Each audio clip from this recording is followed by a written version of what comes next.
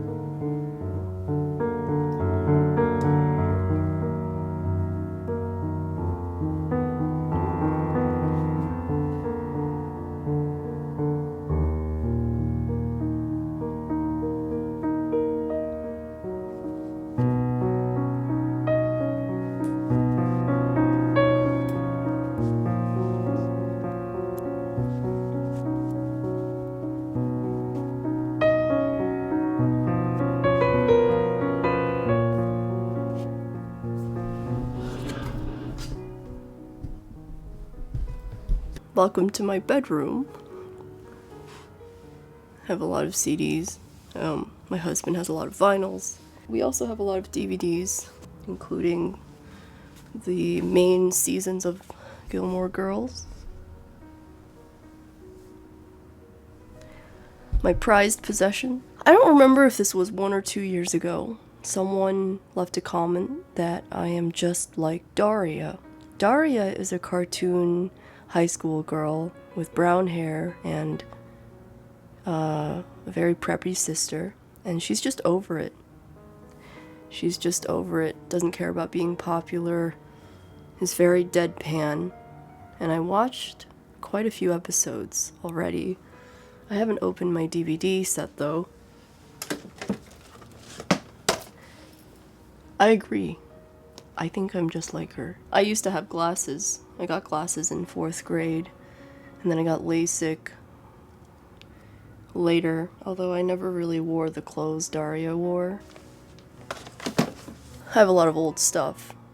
Because I'm old-ish. I'm not really old, but I'm older than a lot of people who use the internet these days.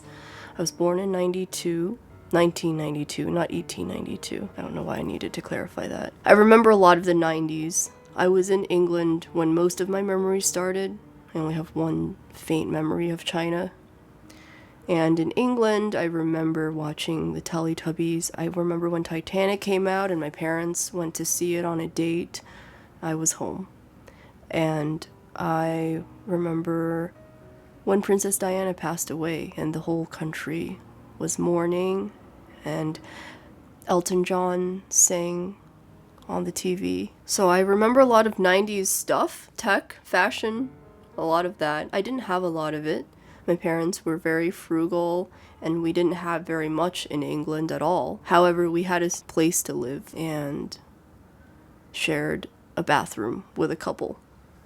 And the reason I mentioned that is because lately I've seen online a lot of the younger people who are, I guess, younger than me and my brother, so born after 99.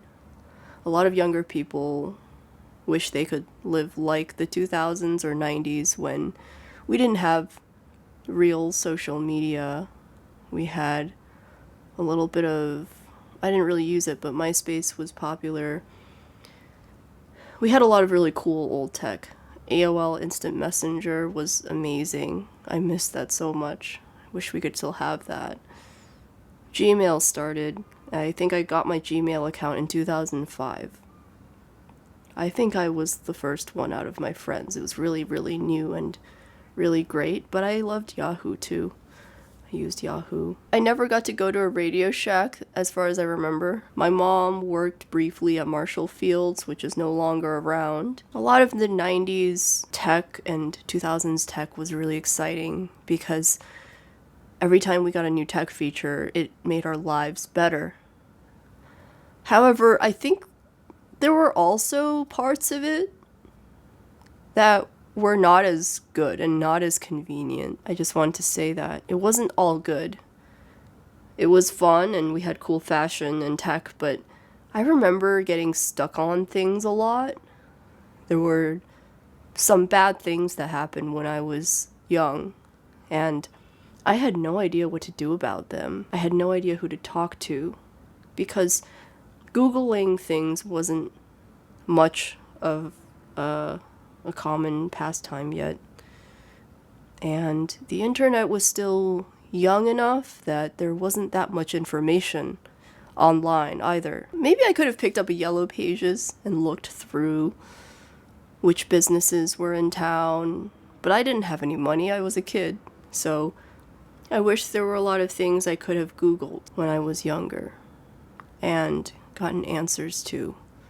Things like how I should be treated and how I should react to bad situations. Looking back, I think I was missing a lot of free advice, because when I didn't learn from some situations that I was in, I think it ended up harming me a lot, and I ended up with a lot of things that I had to learn in my 20s that I realized I hadn't learned as a kid. I wish I had had more people around to help me, but I didn't really know how to speak up or ask questions either. I think if I had been able to Google things, at least I would have been able to see what the different opinions are. Not necessarily be told what to think, but at least be able to see what different people may think of what I was going through. And now we have Google, and we have many more resources on the internet that are free. So now we can all enjoy the old stuff that hopefully hasn't broken down yet with the new, which is the vast amount of information that we are able to access. A little bit too much, maybe a lot too much. I have this memories box of things I remember. That was a terrible way to describe it. I just have things in my box that I have kept for a long time. This is the one I feel the most guilty about because I shouldn't actually have it in my possession.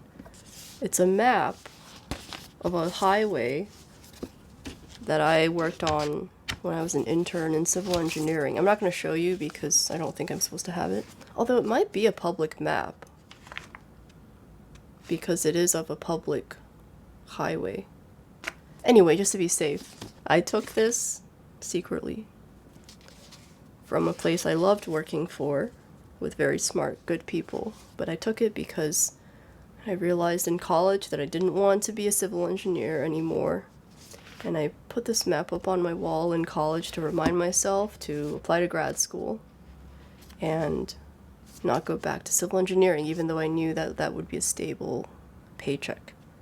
I was so scared. Everyone was dressed up and getting jobs and full-time offers coming out of senior year of college, and I was sitting there writing essays for grad school and thinking about how even if I were to get into grad school, I would have a PhD salary and not, you could say, a serious salary. I keep this in here now still to remind myself to not do what everyone else is doing if I don't want to.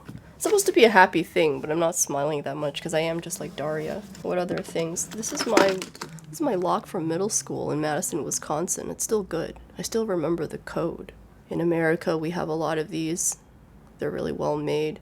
This one's really old. This must be from the early 2000s now. Whoa. Still really good. Has 3 numbers, and you spin the dial as a few times. You turn it to the first number. I'll just tell you, the first number is 24. You're going clockwise, then you go counterclockwise at least 1 full revolution. And then you go to the next number. I think that's 30. And then you turn clockwise to the next number without going a full revolution. I'm surprised we were doing this in middle school. It seems like too complicated of a lock to expect all middle schoolers to use, but somehow everyone learned it. I won't show you everything because you might get bored of me. This is one of the few times I was first place in anything in my life. My team and I won a hacking competition. So I got a challenge coin. In America, a lot of government people give out challenge coins, and also some people in cybersecurity, because a lot of people in cybersecurity are from the government. It's not too much of a common practice in a lot of other parts of America, but challenge coins are a pretty big deal to a lot of Americans, I guess, true public servants, of which I'm not. These are my British Airways poker cards from when I was a little kid. I don't remember being on the British Airways, but I remember having these cards. The 2 things that are most valuable to me that have nothing to do with my marriage, because I feel like that stuff is probably the most important, are these. I'm going to hide them a little bit, but they're 2 funeral pamphlets, actually, from high school, because 2 of my best friends lost their moms when I was in high school. One was from a car crash, and the other one was from cancer. And thankfully, I'm still friends with those 2 people now, and they're very strong. They both had really, really good moms. More of a happy thing. These are my 90s. I don't know how I ended up with them. I have 90s Pikachu fingernail decals that I never used. Pokemon gym badges. This was my house in Wisconsin. Well, it's not really the whole house, it's more like the center of the house. Here's a funny postcard. I think it's really creative. This is my marriage certificate. This is from February 14th, 2024. This is my Elvis wedding paraphernalia. They gave me fake poker chips at the wedding venue. This is separate from my New York wedding. The New York wedding was just a secret elopement because we wanted to experience what it's like to secretly get married. Then we had a small Elvis wedding at the little white wedding chapel in Vegas where the celebrities get married, but we'll never be celebrities. And so here's the pamphlet and the little envelope they give out to you after you're done. Our Elvis was really good. Our Elvis impersonator, I mean. He sounded a lot like Elvis when he sang the songs. We asked him to sing Viva Las Vegas and a couple others. I forgot which ones now. And at the end, he said that he was the one who had married Usher at the Super Bowl. So, it seems like we got a good one. And then, I think it was just because I didn't bring a bag and I didn't have anywhere to put it, so I was still wearing the sash when we went to the pool just to hang out. And what I didn't expect is all these people, the pools were huge, all these people saw my sash and started cheering. I'll never forget that. They were really happy these young people had gotten married. Since I couldn't invite you guys to my wedding, here's my wedding album.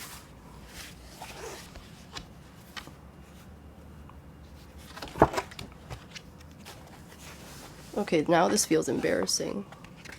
I feel like because we're friends, you should be able to see my wedding album.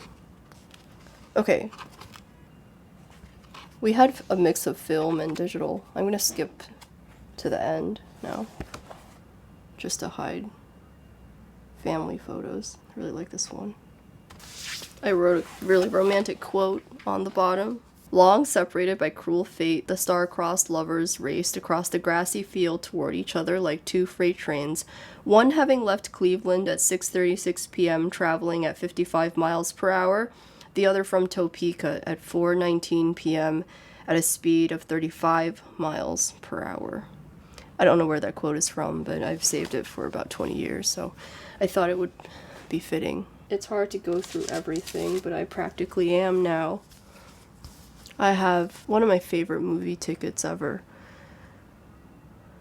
I didn't film this, but we went to Graceland on our all-American road trip, and these are the souvenirs I got.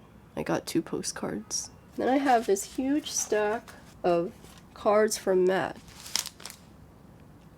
But the funny thing is actually the first 2 cards are from before we started dating.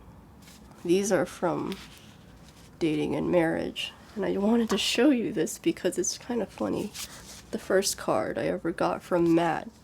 He just turned 34. He was born on June 12th, so please wish him a happy birthday. Only if you want to, obviously. He gave me this card when he was 26 years old, and I'm going to read it to you because we're just hanging out, and I think it's funny. By the way, my high school friends in Florida called me Bubba. It says, well, bubbalubadubdub.com. Not sure where he got that. I guess he just made it up. People are funny. It's endlessly interesting to me how certain shared memories stick for some and not others. Just the other day, my roommate was reminiscing about some silliness that happened in college. They went to Carnegie Mellon, and as he told the story, it all came flooding back, but it was something I wouldn't have remembered on my own in a million years.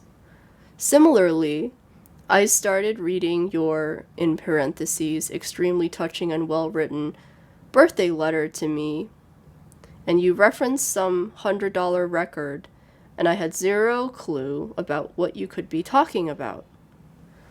Okay, I think I wrote him a really nice birthday letter because I think he was probably going through girl trouble and I was trying to encourage him or something like that. So, anyway, some words I said once and instantly forget, but not by you. The letter ended and I still didn't know what you were getting at. My only option was to brute force it and open the cardboard. Basically, for his birthday, I gave him this little, well, longish letter, I guess of encouragement, and then I also gave him a flat piece of cardboard that was closed and something was inside. There could be no more fitting a birthday present than what I found inside. Then it all came flooding back. So thank you for my first 26th birthday present. I'm listening to it now. It's something I really wanted, but would never have thought to ask for. So it was actually a $25 vinyl that he had told me cost $100 and he didn't want to buy, which was... Now that I'm married to him, I own it too. Odyssey and Oracle by the Zombies. Time of the Season is on it, and he said when he listened to it, he heard trumpets that you don't usually hear. That's one of the examples where vinyls are better, I think. So he ends this with a Beatles quote, as Paul says, "Through thick and thin, you will always be my friend." And as the Zombies say, "This will be our year, took a long time to come." Matt. So now you know everything. Now you know all of my memories.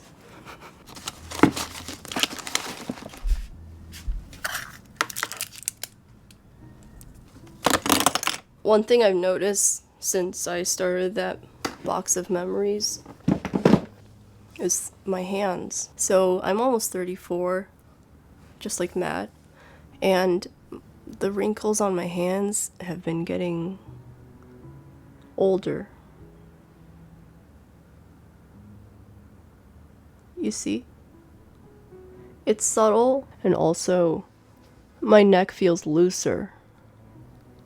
The skin feels looser. It doesn't feel as tight. I know it's never going to come back. It's just going to get looser and more wrinkled. When I was younger, maybe 15, and really thinking about it, I thought it would be really scary to be going through the process where your body looks older and older. It's not growing anymore, it's getting older. I thought it would be really scary.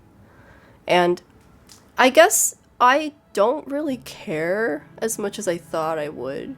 And part of it is the funny issue of how life seems to get busier as we get older. But I'm pretty good at setting boundaries, so I don't think I'm overly busy now, but there's always something else to do. There's always something more to experience. I actually think I'm more distracted from aging than I thought I would be. I think it's okay because I realized that if I had an infinite life, I realized that the days wouldn't feel as special, I think.